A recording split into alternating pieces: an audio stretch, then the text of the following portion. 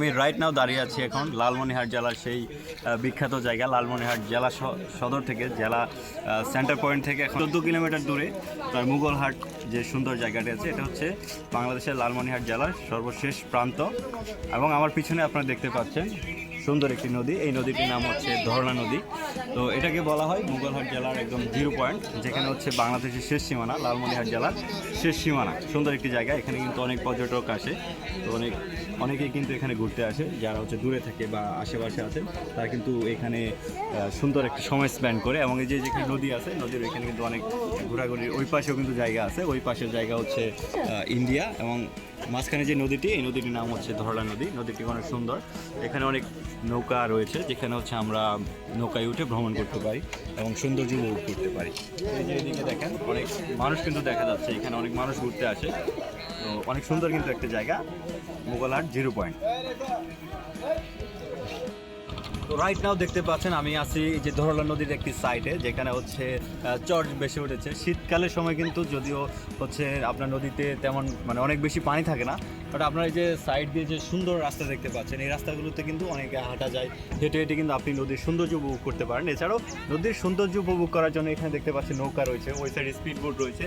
আমরা কিন্তু চাইলে এই নৌকাগুলোতে উঠতে পারি, এবং এই যে সুন্দর নৌকা দেখেন অনেকেই কিন্তু এই নৌকাগুলোতে তারা ছবি উঠতেছে, ঘোরাঘুরি করার জন্য তারা অনেক চিল করতেছে যাকে বলে এক কথা। তো ওই যে এইভাবে আমরা কিন্তু ওই যে নৌকাতে উঠতে পারি, নৌকা, ঠিক আছে। এই কিন্তু আমরা যে আমরা নদী আছে, ঠিক আছে, এটা নদী, এটা নৌকা, এটা মানব। হ্যাঁ ঠিক আছে। এবং চারপাশে অনেক সুন্দর তো আসলে কিন্তু আপনাকে নিতে হবে তো কিন্তু এই জায়গাটা, ঠিক আছে। শীতকালের সময় যদি একটু পানি ঠান্ডা, কিন্তু পানি যদি ঠান্ডা না থাকতো, আমি পানি যদি ঠান্ডা না থাকতো, হ্যাঁ পানি যদি ঠান্ডা না থাকতো তাহলে অবশ্যই কিন্তু আমি নদীতে এখনই নেমে আপনাদেরকে দেখাইতাম হ্যাঁ কিভাবে দেখাইতাম কিভাবে ওই পাশে আপনারা যেতে পারবেন সাঁতার কেটে, এবং কিভাবে এই পাশে আসতে পারবেন সাঁতার কেটে। এইগুলা কিন্তু কোনো বিষয় না, আমরা যেহেতু শীত এই জন্য আর কি নাম। যেখানে একজন দেখেন সে কিন্তু মানে নৌকা দেখে কিন্তু খুবই মানে কি বলবো, অনেক কিন্তু কিউরিসিটি তার মধ্যে, খুবই এক্সাইটেড হয়ে গেছে। সে চাচ্ছে এখন একটু নৌকা সে কি করতে, হ্যাঁ সে চাচ্ছে নৌকাতে ঘোরাঘুরি করার জন্য, ঠিক আছে। আর এখানে দেখেন অসংখ্য কিন্তু হাজারো রমণী, হাজারো পরী, হাজারো রূপসী, তারা কিন্তু এদিকে ঘোরাফেরা করতেছে।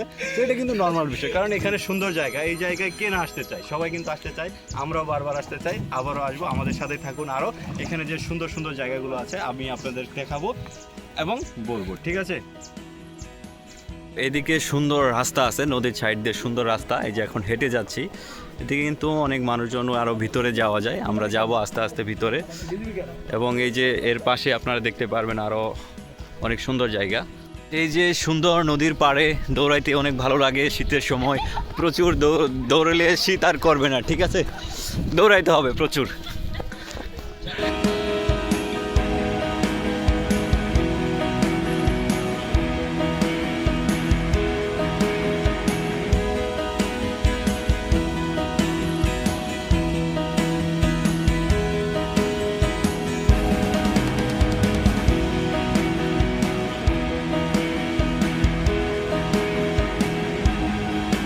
এখানে বসার অনেক জায়গা রয়েছে, যেখানে যারা হচ্ছে একটু বেশি সময় নিয়ে আসে তারা এইখানে সুন্দর বসার জায়গা রয়েছে, এখানে বসে। এবং এই যে সাইটে আপনারা দেখতে পাচ্ছেন এটা হচ্ছে বিজিবি ক্যাম্প, এইখানে বিজিবি যারা আছে তারা থাকে আর কি, তারা এগুলো পরিচালনা করে।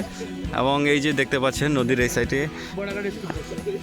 এখানে দেখতে পাচ্ছেন এই যে এটা হচ্ছে বর্ডার গার্ড স্পিড বোট, অনেকগুলো স্পিড বোট রয়েছে এখানে, যেগুলো হচ্ছে মানুষ এগুলোতে উঠে নদীতে ঘোরাঘুরি করে, ভ্রমণ করে।